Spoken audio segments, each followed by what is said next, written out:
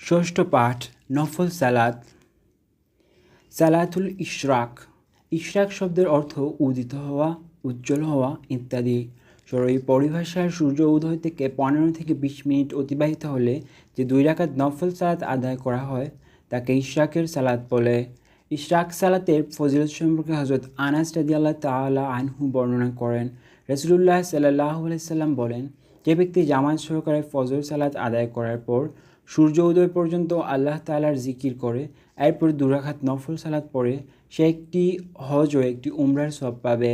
আনাস রাদিয়াল্লাহু তাআলা আনহু বলেন, রাসূলুল্লাহ সাল্লাল্লাহু আলাইহি সাল্লাম 3 বার বলেছেন, পরিপূর্ণ হজ ও উমরার সওয়াব পাবে। জামে তিরমিজি 586।